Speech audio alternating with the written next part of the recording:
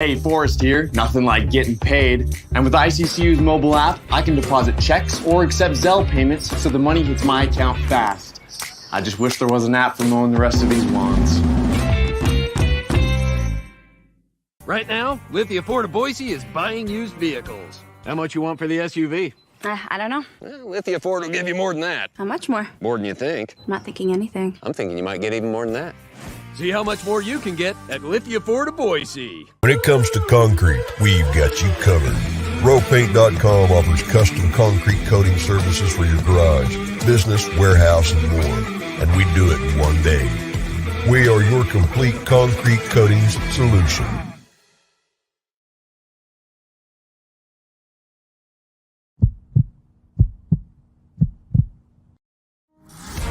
This is Bronco Nation News Live.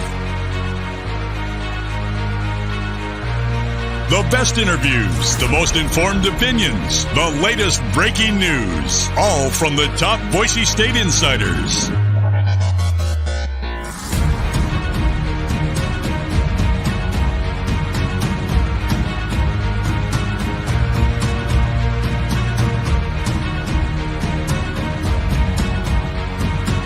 Now, here's BJ Rains with another edition of Bronco Nation News Live. There's still something that gets me about hearing the top Boise State insiders and seeing John Mallory and Mike Prater on the screen. But how's it going, Mike Prater? Doing well, BJ. How you doing on this beautiful, beautiful Thursday morning? I'm doing great, man. Always look forward to our Thursday appearances together. Appreciate you for getting up a little early on a Thursday, as always, and joining us here.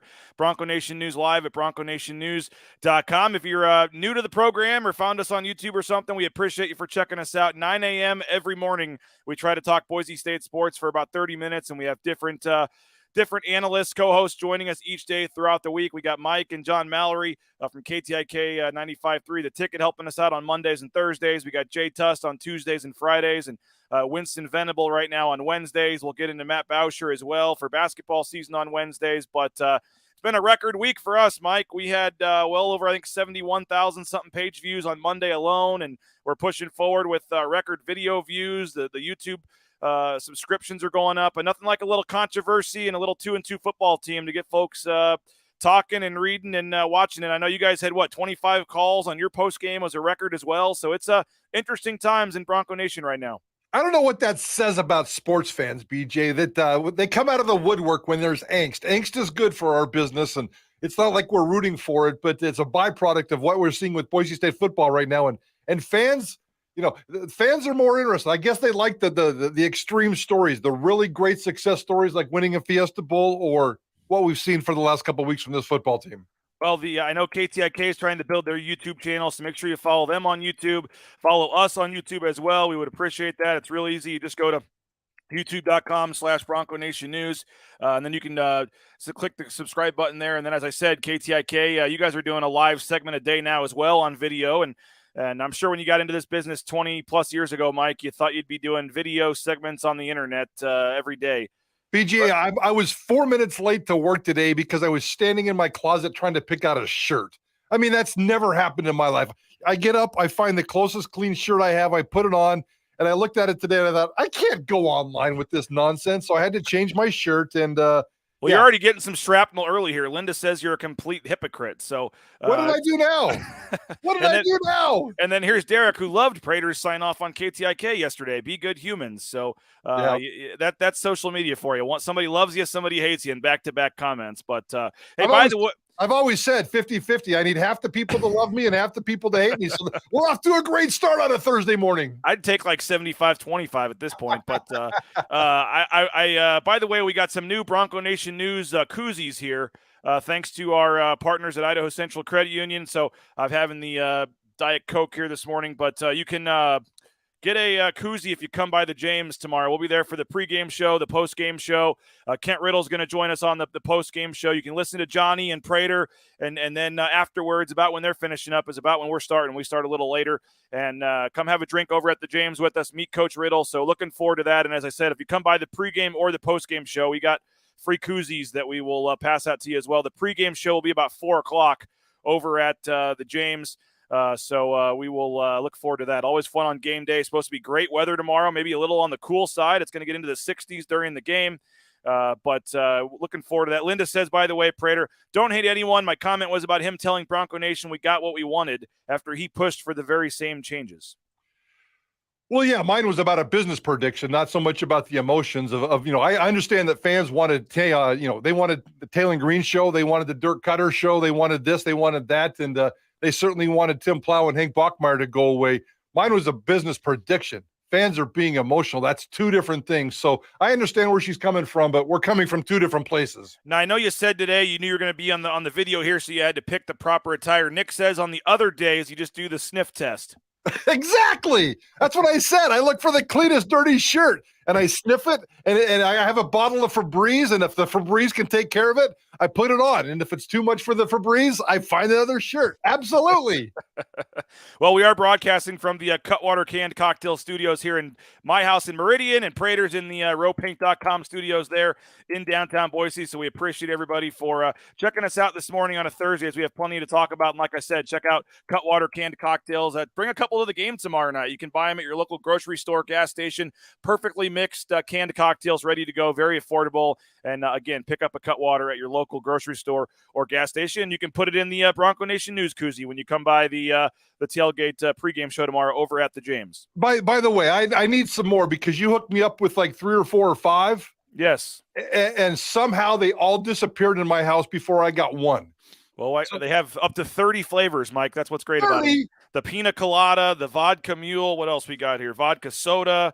We got the Long Island iced tea. Maybe that's what suits you. Are you a Bloody Mary guy? Absolutely. By the way, I had this last night on the After Dark show with Johnny and Winston, the mango margarita. Nice. I know you're a margarita guy, right? You're a tequila guy. Yes, the sir.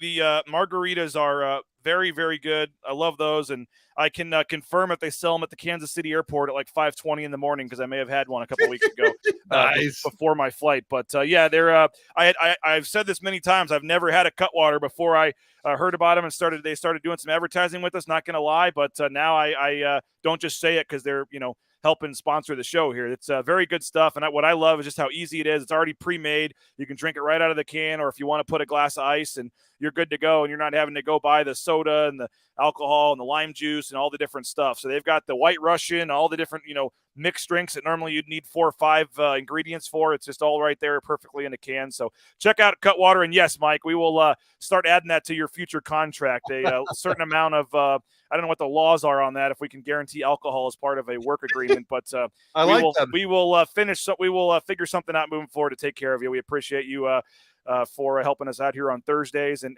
I can't, you've been covering this team a lot longer than I have, Mike. This is my 10th football season, which is even crazy to think about, that it's been 10 years, but Yep. I can't remember in my 10 years and going back and reading and trying to look at, everything since they moved to FBS in 1996. I can't find a coaching change, let alone in the middle of the season, let alone also the starting quarterback leaving after 4 years. I mean, can you ever remember a 3 or 4 day stretch like we've had here in your time here in town? Yeah, unfortunately I can. And there's a couple of similar situations. Tony Hildy, when he was doing Boise State football as a quarterback back in the day with Pokey Allen, he got himself into trouble a couple of times, and he was an all-star, all-league type of quarterback, and he quit the football team at one point, had a press conference and left the team after getting in trouble a little bit. We certainly understand and know what was going on with Pokey Allen, who eventually passed away from his cancer, and the quarterback changes and the coaching changes. There was some angst between 95 and 96 that's been very, very well chronicled. Houston Nutt comes in 97 for a world beater, just a whirlwind of craziness. A lot of it was good, but a lot of it was bad. And all of a sudden, here comes Dirk Cutter to kind of save the day starting in 1998. Since 1998, outside of maybe that 2001 season where Hawkins had some troubles, lost a couple of games, and really got this ball rolling, it's been smooth sailing. Even through the Brian Harsin era, don't forget Chris Peterson once lost 5 games. Brian Harsin era was kind of up and down, but since that mid-1990s stretch where there was a lot of drama, this is by far the worst we've seen around Boise State football, BJ. And I think we thought something was going to happen, right? We knew after the UTEP game, as I said, you guys had a record 25 calls. We had record viewership. I mean, something had to change. And I thought there was a chance that Tim Plow would be relieved of his duties, but the combination of Plow and Cutter, I would have put it almost zero. And maybe I'm just not in tune to what's going on, but I just thought that was fantasy land for what fans wanted.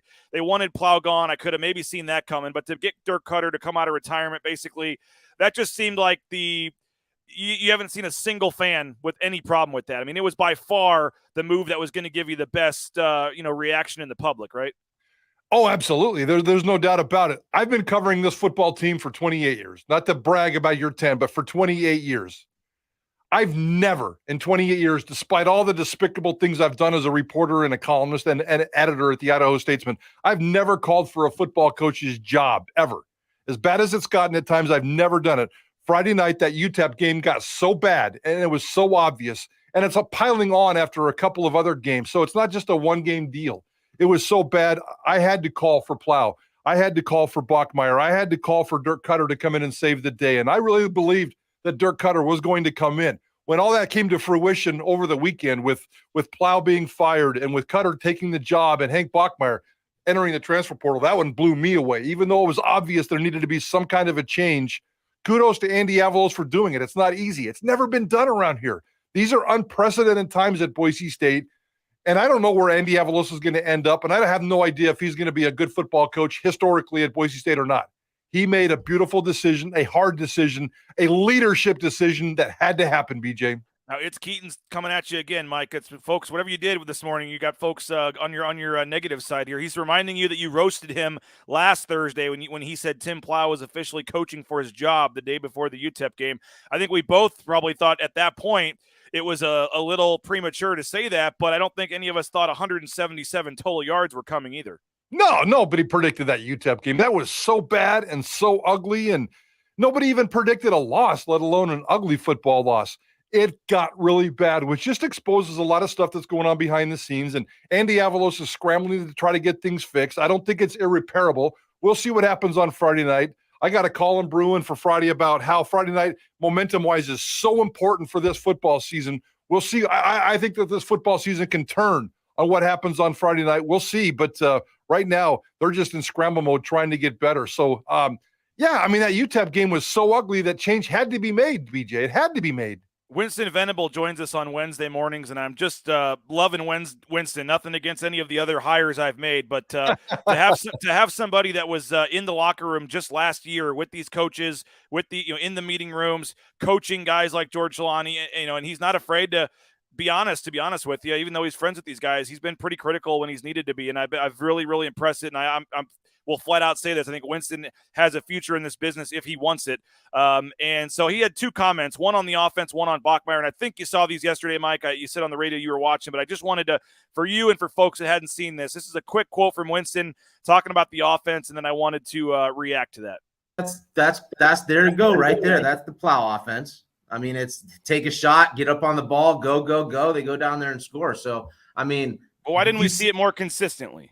Exactly right. There you go, BJ. That's the part where there was obviously a disconnect of philosophy, a disconnect of, hey, this is how I feel we should get the job done. This is what I'm accustomed to as a coordinator. So ultimately, yeah, it wasn't the right fit, right? So they weren't just hurry up, spread it out, RPO. That's Coach Plow. That's not what we saw. So ultimately, you can pretty much, as an outside guy, you don't have to be in the building to see they had no identity on offense. So they were trying to figure out the new way to operate a Boise State offense. It wasn't necessarily Coach Plow's style. So I think that's why he's no longer with us, is that style was not a style that Coach Avalos that felt was best for the team. And they weren't able to make adjustments and figure it out. Your reaction to that, Mike Prater? Yeah, I think he's 100% spot on. And as you said, coming from a guy that was inside that locker room and inside those coaches' meetings every single minute of every single day last year, that tells you an awful lot. So there's no doubt that Andy Avalos wants a certain thing. I mean, he wants an offense that complements his defense, at least this year. And, they obviously weren't on the same page. I'm not sure what kind of page Bachmeier was on, whether it was Plow or whether it was Andy Avalos, or maybe he was on his own page. That's kind of why he's gone right now, looking for his own future. So it was very disjointed. The one word that we've heard more than anything else is the consistency. And when we saw Boise State come out in the second half against UTEP and drive down the field, and then it was over. I mean, how does that happen? Where does that come from? That's where this offense is broken. That's why change needed to be made. I will say this. He did say in another clip that I guess I could play real quick that basically Tim Plow was allowed to make his offensive staff by Andy Avalos last year. Let me see if I have that one real quick. I thought this was pretty interesting. This is also Winston Venable talking about just his thoughts when he heard about Tim Plow. Yeah, that was tough, man. Really tough to get that news, hear that news. I got a lot of love for Coach Plow. I mean, he ultimately, Andy gave, his offensive coordinator the opportunity to put together his staff more or less, with Andy's guidance. And, I was able to stay on board and have a job. So very, very fortunate and very lucky to have Coach Plow be the guy that showed up there last year to allow me to keep working. And yeah, I had a really good relationship with him. So anytime, your buddy or, a colleague or former colleague gets let go like that, it's tough. There was more there, but what'd you make of that part where Tim Plow was able to kind of put the staff together? Is that pretty typical, or what do you make of that? Pretty typical. I don't know if it's pretty typical, and how much was Andy Avalos in there approving or with the guidance of Andy Avalos? We've heard. I mean, we certainly know that offensive line coach Tim Keene came from UC Davis, where he and Plow worked, so that one made a lot of sense. We've heard rumors that maybe Andy Avalos was chasing a different offensive line coaches, maybe some other people with some Boise State history. So you certainly can connect the dots at the offensive line, which has had massive amounts of trouble and continuing to have trouble. So there's maybe some red flags there. Anything that Winston says, I'm going to buy, because he was in that room and he knows what he's talking about, and he understands the angst. That guy early encapsulates what's going on here. The emotions of a good man getting fired, but emotions of a business decision that had to be made. Let's switch to Hank Bachmeier in that situation here in just a second. But first, I want to thank a couple of our great sponsors. Transportation Compliance Service. Check them out, transcomservice.com. If you're looking for a new job, a fresh start, career change, you can drive that big rig on the screen, or you can drive the Amazon truck in your neighborhood, and TCS can help you every step of the way, all the permits and things you need to get out there towing that first load in no time. Check them out, transcomservice.com. Boise Dentistry Co. as well, full family dentistry. Check them out, locations across the Treasure Valley. Dr. Meinert supports the local sports scene, big BSU fan, and those are my kids on the screen there, so our whole family uses Dr. Meinert, and you should too. Check them out, BoiseDentistryCo.com. United Commercial Insurance, they can write business policy insurance in 44 states around the country, so check them out, 229-8222. They make business insurance easy. Check them out, United Commercial Insurance. Ridley's Family Markets, shopridleys.com. 13 Idaho locations. They got the at-home shopping, the Skip app, the home delivery, all that great stuff. Saw Mark Ridley and his son playing catch tailgating before the UT Martin game. So great dude, great company. Check them out, shopridleys.com. And, of course, the Blue and Orange Store, theblueandorangestore.com. Free shipping. Any order over $40, you get free shipping at theblueandorangestore.com, or you can go to the Boise Town Square Mall and check them out on the second floor there next to Pro Image. We appreciate the blueandorangestore.com. And, yes, I have just a couple left, Mike, of the $25 gift cards. We're almost out here. I started with 50, and I've got about 6 left. So if you're interested in a $25 gift card to the Blue and Orange Store, and it also can be used at Pro Image if you'd rather do that and get an NFL or NHL shirt or something, you can check that out at BroncoNationNews.com. A 1-year subscription gets you a free $25 gift card. Also, we're going to announce this tomorrow. Be ready tomorrow on the pregame show. Westside Pizza is going to give away a free pizza for whoever predicts Talon Green's stat line the closest. So nice. whoever can closest predict Talon Green's stat line on the pregame show is going to win a free pizza from Westside Pizza. So let's switch to Hank Bachmeier. That was kind of the second shoe that dropped. I, for one, was not that surprised. Had been talking to some people in the last week or so. I think that 4-game limit had been circled, as things were starting to go south. And I think once the change was made at coordinator, that was kind of the final straw. But Hank Bachmeier moving on, Talon Green taking over. Just your general thoughts on that change. Oh, I was stunned, to be honest with you. Not that we weren't aware of the scenario, and kudos to you for floating that scenario out later last week or early in the weekend in terms of the possibilities and the scenarios in the 4-game redshirt situation. So when I first saw it, though, I was still stunned. I was really, really stunned. I understand why it happened, and it had to happen probably. I mean, I believe the relationship between Hank Bachmeier and this football team was broken. Hank Bachmeier himself, this isn't a personal attack, but Hank Bachmeier, the quarterback, Hank Bachmeier, the football player, is absolutely broken. We've looked at it. What we saw from Hank Bachmeier against UTEP was just not Hank Bachmeier. We've seen the gunslinger, Hurricane Hank, and I know that was a long time ago, and there's a lot of water and a lot of warts under the bridge since then, but Hank Bachmeier needs a fresh start. Boise State's offense needs a fresh start. I'm glad he had the tools to make it happen. I don't like the way college football has become so fluid, but I don't want to be a hypocrite, as we opened up the show, and say that the players can't have the freedom to do what they want. And Hank Bachmeier exercised his freedom to do what was within the rules of college football. He's got 2 years to play. He didn't quit on his football team. He made a very tough, strong, personal decision, and he's going to go off and take care of business. Hank Bachmeier was broken, and a change needed to happen, BJ. I did want to play one more quote from Winston about Hank Bachmeier, and you kind of touched on it there. I was going to ask you about the quitting aspect, because I have seen a lot of social media chatter, even from prominent boosters and prominent people in the community, calling Hank Bachmeier a quitter. I asked Winston Venable about that yesterday. Think of a lot of the fans saying he's a quitter, that he's given up on the team middle of the season here. I mean, they are not Hank Bachmeier, and they didn't have this rule back when you played, man. You could play in 4 games and still redshirt. Things might have I'll tell you what I think about it, BJ. It's who cares what anybody else really thinks, and nobody's in Hank Bachmeier's position. Nobody is in any of these college coaches' positions. How many college coaches bail on their programs? How many college players are transferring to different schools? It's what you can do. I'm not here to judge whether anything is right, wrong. Do you value how you go out, how you don't? I'm pretty sure I don't view myself as a quitter, and I quit in 2017, the Toronto Argonauts during training camp. I text and then talked to the GM and head coach and had to make a choice for myself and leave the Canadian Football League. I had to make a hard choice and quit last year as a coach for the Boise State Broncos, and that was a really hard decision, but it was a decision that was best for me. And I don't think I'm building the habits of being a quitter, BJ, and I don't think Hank Bachmeier is either. So I hope people just leave that dude alone and stay out of his business. And I wish Hank all the best, man. I think he's going to have a heck of a couple years coming up.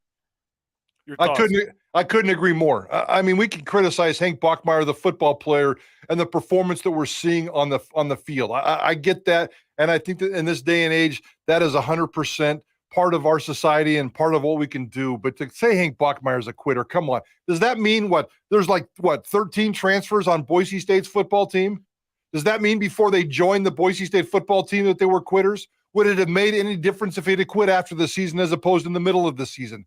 Most fans that didn't like Hank think it would to some fans. They think the middle of the season is you're giving up on your team. Yeah, but that's also the same fans that didn't want him on the football team right now. So you just want to bench him and sit his ass on the bench because that's what fans want, and then him give away an entire football season? He took advantage of the rules. The timing worked out well for him. And it doesn't matter if he quit yesterday, last week, next month.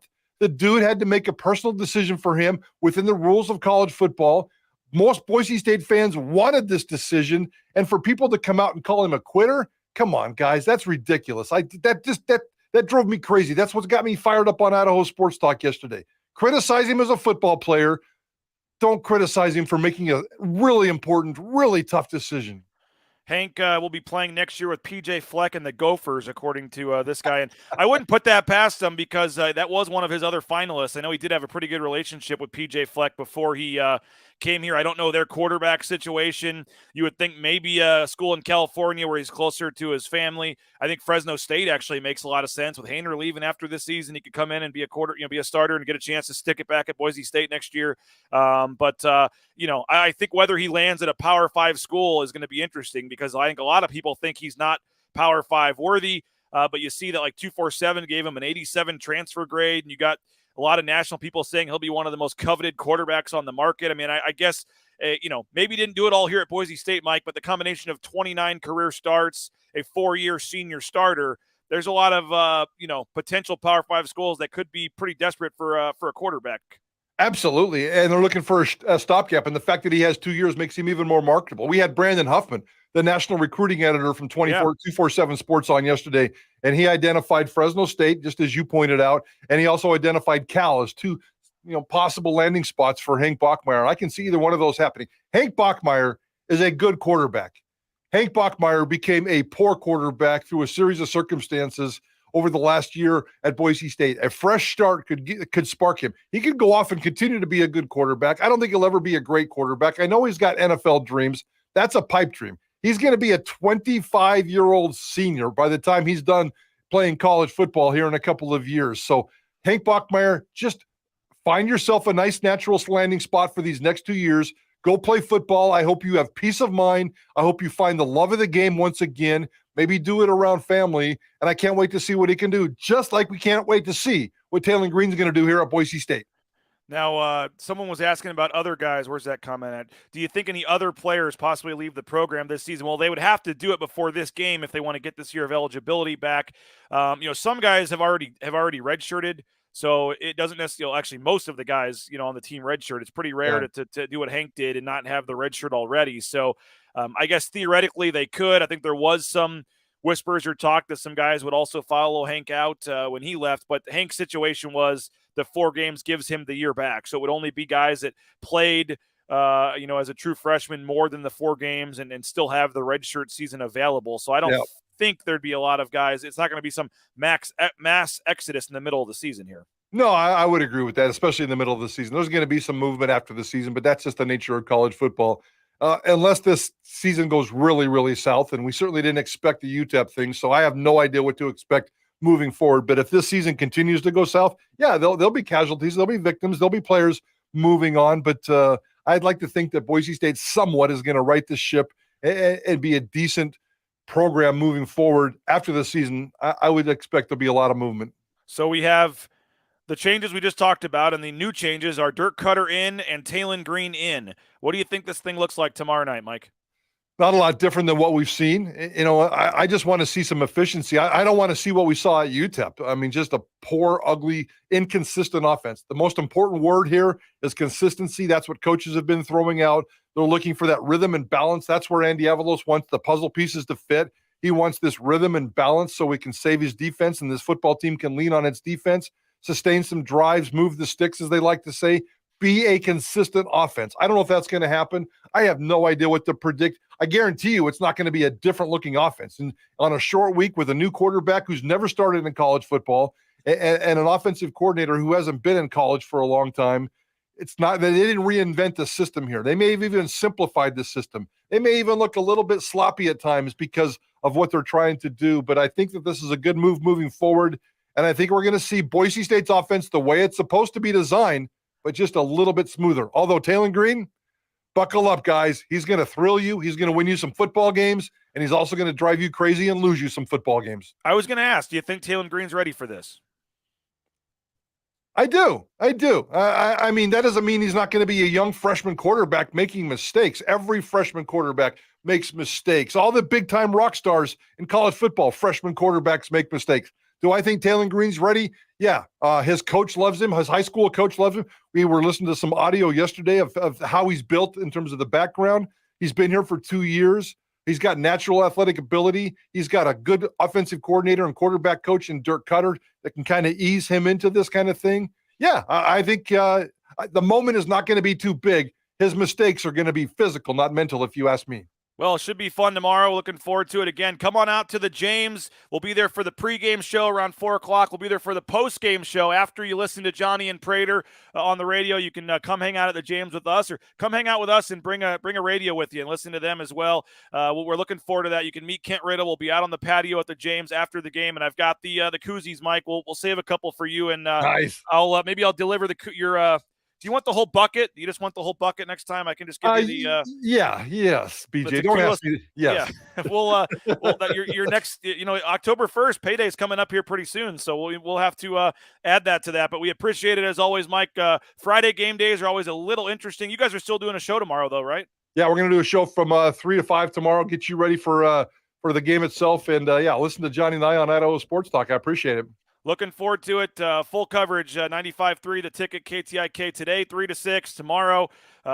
Before the game, like you heard, you can hear Bob and all them during the game. It's going to be fun. Looking forward to it. And, man, crazy times going into this one tomorrow. So enjoy the game, everybody. We'll see you at the James. We'll hope you listen to KTIK, Bronco Nation News. Jay Tuss and I will be back tomorrow, 9 a.m. Have a great day. Bronco Nation News, BroncoNationNews.com.